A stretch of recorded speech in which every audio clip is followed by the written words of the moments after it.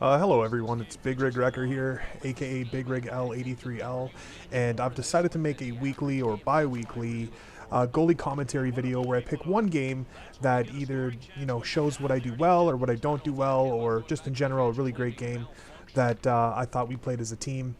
And I'm going to focus on things mostly about how I play the puck and how I'm thinking of what I'm doing in certain situations. This video is not meant to, boast or say that I'm the best at any one thing. It's more so to, for fun and to try to help people in the community that might be struggling with certain goaltending things, and that's the goal of the video. So we'll start things off right away with the first situation coming up. Okay, so we have a play coming up here where one of the forwards on the other team is going to try to make an outlet pass, and it's going to end up missing the forward and coming up the ice. And I'm going to freeze frame it right about here. Okay, so as a goalie, you're going to have three options in this situation.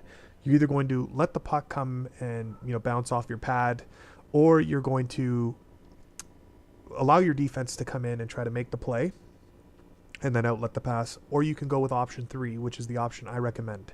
And that option is to come out and challenge the puck yourself and make the outlet. There's a lot of reasons why I recommend doing this.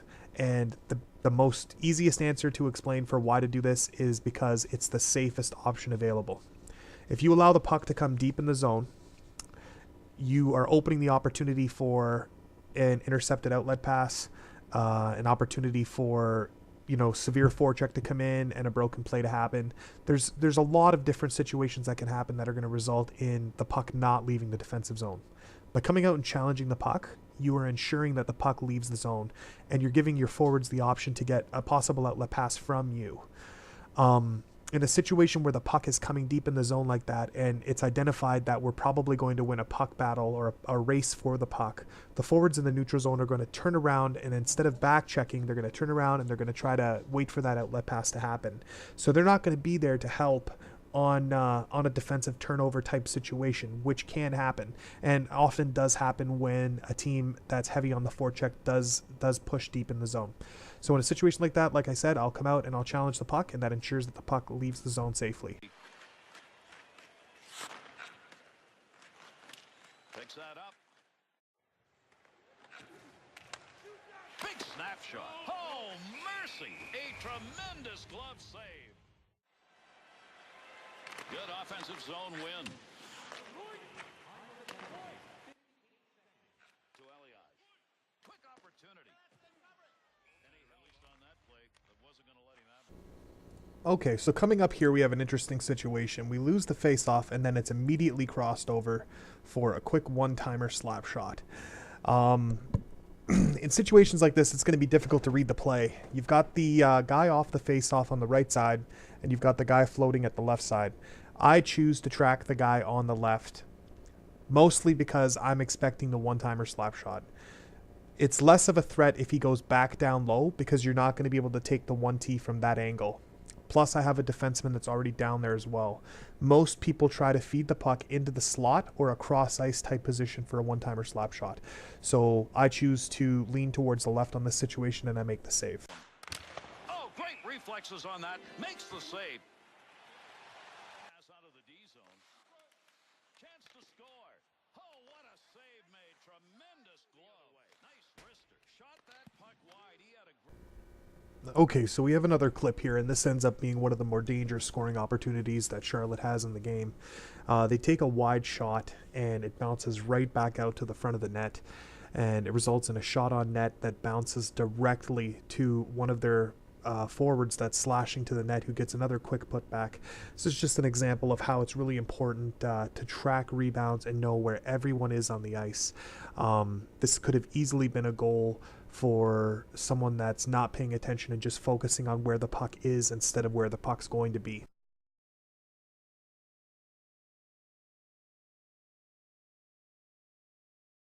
Great chance. Good poke. Splits the ice with that one. He'll control it at the point. That's a stick save. Early on that, there's got to be a better option to... Next situation, we find ourselves with another cross-ice type one-timer slap shot opportunity. Charlotte had quite a few of these throughout the game, and they're really good at finding each other on the ice.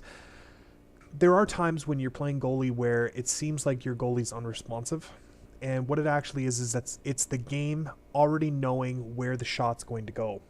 So if it has the opportunity to put you in a position to make an automatic save, it will not have you move.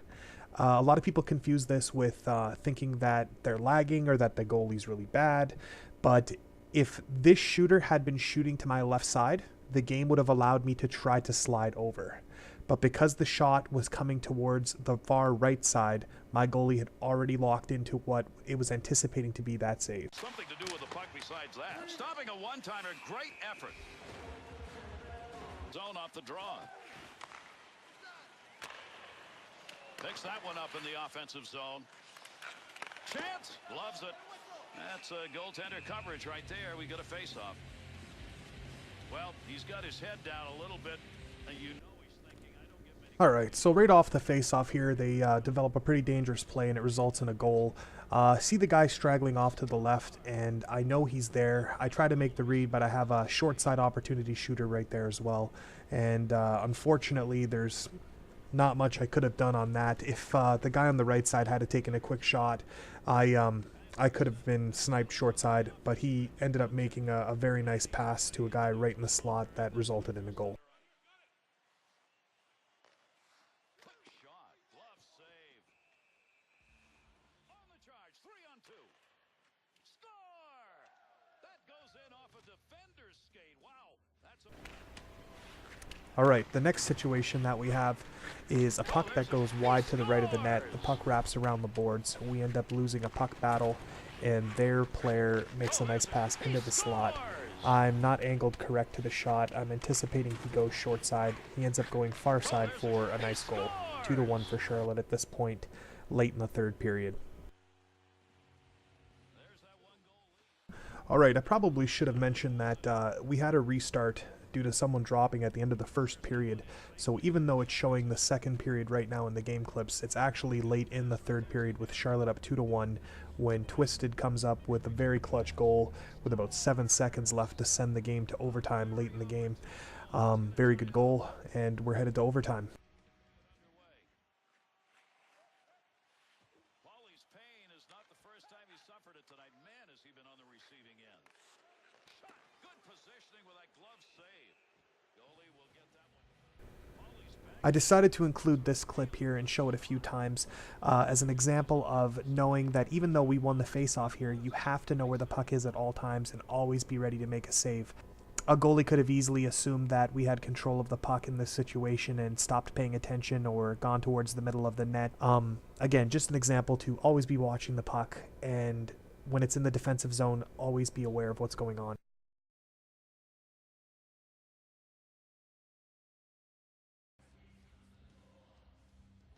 They've got the puck in the offensive end off the draw. Off the pad. Fires it. Good glove save. He's got that puck covered.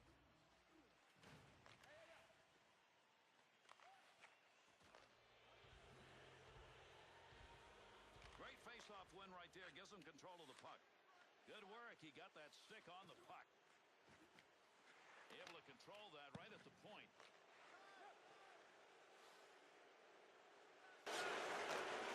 Through the middle. Shot! Goalie gave him nothing. We're down to the final moments of the third. We'll have a stoppage here for offside.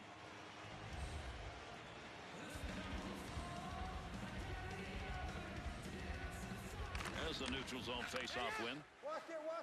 Up the middle to Eric. And there's the whistle on the offside.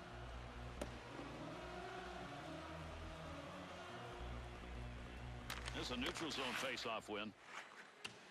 Skates it in. Loose puck, defensive zone. Good poke check. Puck controlled here at the point.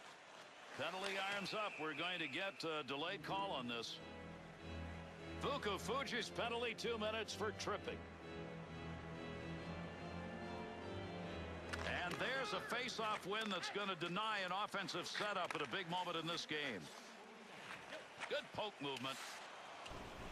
The end of the game's about to happen here, and I just wanted to point out again, we talked about it earlier in this commentary, the importance of tracking rebounds and knowing what's going on around you and knowing where the puck's going to go, especially off of a bounce.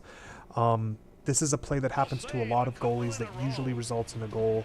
I was able to anticipate the rebound going to the left in the upcoming situation, and by doing so, I made 2 quick saves, and then we end up going up the ice and winning the game in overtime. Keep that thing in the off. Score! And that's the game winner in overtime with just over 20 seconds left. l83l comes up with a big goal, 3-2 final in overtime. We ended up surrendering 19 shots against with 2 goals. And yeah, this commentary was my first one. I hope that some people learned some stuff about it, and the others that didn't learn anything, I hope you enjoyed it regardless. I hope to make some more of these in the future. I'd also like to point out that all of these games took place at www.leaguegaming.com at the AHL level. So a big shout out to League Gaming for giving us this opportunity to play in a league as good as LG. I know it's a lot of time and dedication, and I just wanted you to know that I appreciate it.